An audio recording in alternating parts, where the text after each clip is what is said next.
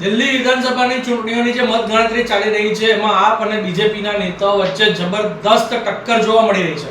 કેટલીક સીટ્સ એવી છે જ્યાં બીજેપી અને આપ વચ્ચે માત્ર 2 થી 3,000 મતોનો જ ફરક છે. ખુદ અરવિંદ કેજરીવાલ અને ભાજપના પ્રવેશ વર્મા વચ્ચે રોલર કોસ્ટર જેવી પરિસ્થિતિ સવારથી જોવા મળી રહી છે. દરેક રાઉન્ડની મતગણતરી પછી બંને નેતાઓ એકબીજા કરતા આગળ પાછળ સતત થઈ રહ્યા છે.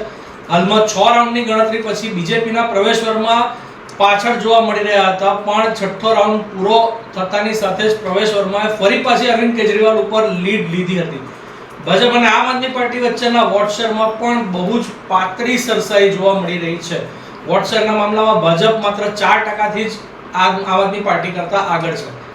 નેતાઓની જો વાત કરીએ તો આતિશીની જે સીટ છે ત્યાં આતિશી લગભગ 12,000 મત સાથે છે, જ્યારે ભાજપ 11,000 મત સાથે છે.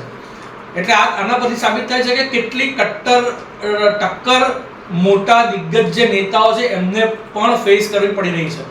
દિલ્હી કેન્ટ સીટની જો વાત કરીએ તો આમ આદમી પાર્ટીને 11,500 વોટ મળ્યા છે, એની સામે બીજેપીનો ઉમેદવાર 11,111 મત સાથે હતો, જ્યારે કોંગ્રેસને 1,800 મત મળ્યા હતા. એટલે ક્યાંક એવું પણ લાગે છે કે ઘણી બધી સીટ ઉપર કોંગ્રેસ વોટ કટવાની ભૂમિકામાં છે. ગ્રેટર કૈલાસ સીટની જો વાત કરીએ તો છઠ્ઠા રાઉન્ડની મત ગણતરી પછી બીજેપી 4,300 મત સાથે છે, જ્યારે આમ આદમી પાર્ટીને 3500 મત મળ્યા છે.